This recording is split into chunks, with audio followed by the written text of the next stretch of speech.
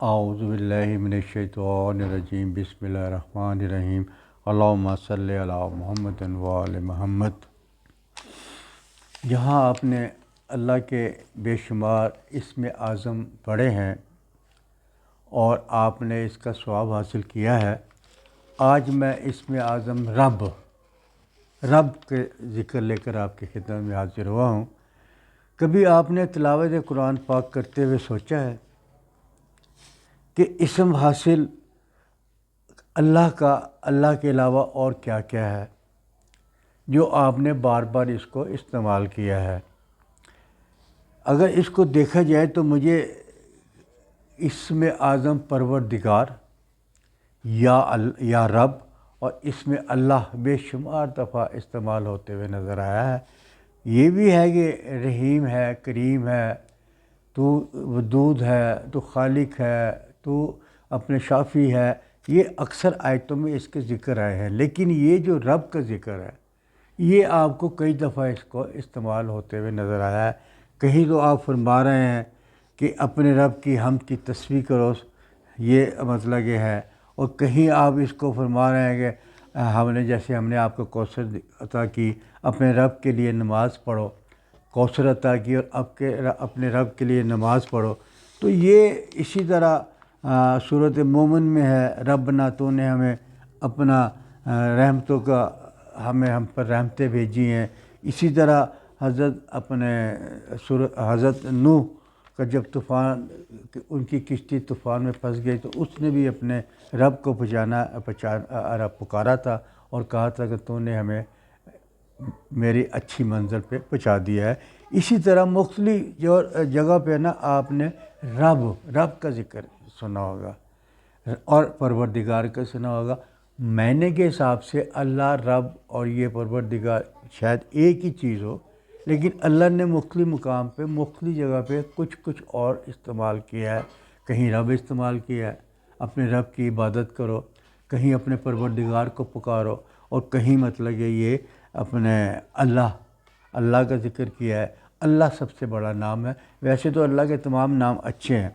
تو اس کے اندر یہ جو اس میں رب کی جو اس کی آیت پوری جس میں آپ کو نظر آئے گی، یہ ہے سورۃ بقرہ کی آیت نمبر 129۔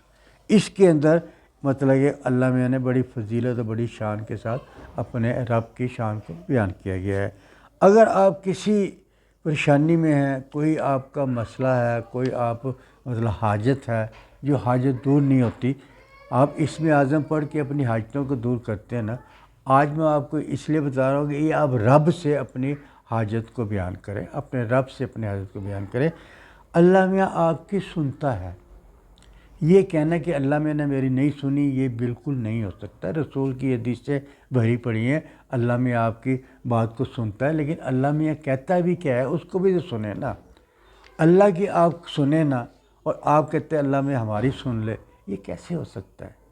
اللہ میاں کہتے ہیں جو اپنے والدین کی خدمت کرے گا تو میں اب اس کے قریب رہوں گا، اس کی ہر دعا کو سنوں گا، اللہ میاں فرماتا ہے۔ اور جو نماز کی پابندی کریں گے میں اس کی ہر دعا کو سنوں گا۔ اللہ میں یہ چیزیں کہتا ہے، اور جب کہہ رہا ہے تو اللہ میں نعوذ باللہ غلط بیانی تو نہیں کرے گا نا۔ آپ اپنے والدین کی خدمت کریں، پھر اللہ سے دعا مانگیں، آپ دیکھیں آپ کی دعا قبول نہیں ہوتی۔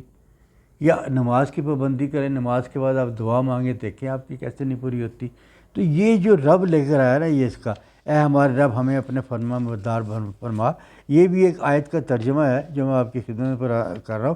اور ہماری توبہ قبول کر، اور ہمارا رب ہماری توبہ قبول کرنے والا ہے اور رحم کرنے والا ہے، اے ہمارے رب ہماری دعا کو سن لے۔ یہ اس آیت کا میں مختلف آیتوں میں مختلف اس میں ذکر کیا گیا ہے، اور یہ اسم اعظم ہے۔ بہت کم لوگوں نے اس کو ٹچ کیا ہے، لیکن ہے تو اسم اعظم، اللہ کی شان ہے، اللہ کا نام ہے۔ اللہ کے نام لے کر اللہ کو پکارا جائے تو اللہ آپ کی بات کو نہیں سکتے۔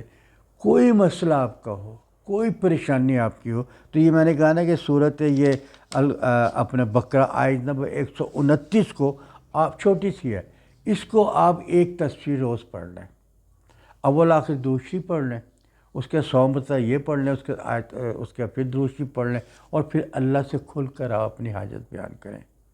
آپ کھل کے بیان کریں، اللہ میں سنے گا، اللہ میاں سنتا ہے، اللہ میاں ہی دیتا ہے، اور تو کوئی نہیں دیتا۔ جب آپ ماں کے پیٹ میں تھے جب بھی تو اللہ میاں دے رہا تھا نا، جب آپ کوئی چیز مانگ نہیں سکتے تھے، روتے تھے، اور کبھی ماں کا دودھ چاہیے ہوتا تھا، کہیں اور پانی کی پیاس کا آپ کو ذکر، تو آپ بھی تو اللہ میاں آپ کو عزت دے رہا تھا نا۔ آپ کو اس طرح کرتے کرتے ہمیں جوان کر کے بوڑھا کر دیا، تو اللہ کا احسان ہے نا ہمارے پہ، اللہ میاں دے رہا ہے۔ اللہ سے ہم مانگے، ہمیں مانگنے کا طریقہ نہیں آتا، ہم گر گرا کے نہیں مانگتے، جس طرح اپنے والدین سے ہم مانگتے ہیں، ضد کر کے مانگتے ہیں، اللہ سے بھی آپ مانگ کے دیکھیں، وہ آپ کو آپ کو تو قبول، آپ کی دعا کو قبول کرے گا، آپ ٹھکرائے گا نہیں۔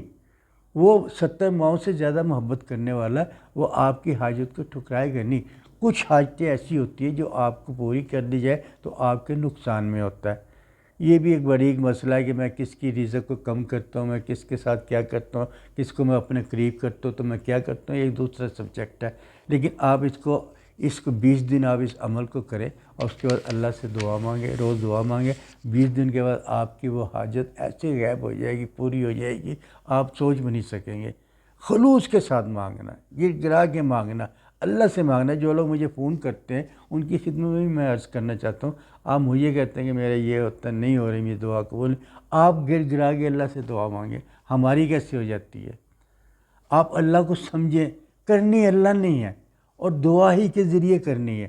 اگر آپ کہیں میں قرآن پڑھتا رہوں میری حاجت پوری ہوگی، نہیں، جب تک آپ دعا نہیں مانگیں گے قرآن کے بعد آپ کی اللہ میں حاجت پوری نہیں کرتا۔ اس لیے جو بھی آپ کی حاجت ہے آپ اس کو 100 دفعہ اس کو آیت نمبر 129 کو پڑھ لیں، اور اگر آپ اس کو نہیں پڑھ سکتے، قرآن شریف دیکھیں کچھ لوگ ایسے ہیں وہ نہیں کر سکتے، آپ اس کی 5 تسبیح کر لیں، یا رب یا رب یا رب یا رب یا رب یا رب۔ آپ اس کی ڈیلی اول آ کے درود شریف پڑھ لیں، اور اس کی 5 تسبیحیں یا رب کی کر لیں، اس کے پھر درود شریف پڑھ لیں، اور پھر اللہ سے اپنی حاجت بیان کریں، دیکھیں آپ کی حاجت پوری ہوتی کہ نہیں ہوتی۔ اگر آپ کو میری ویڈیو پسند آئی تو اس کو لائک کیجئے، شیئر کیجئے، اور اس کو سبسکرائب کیجئے۔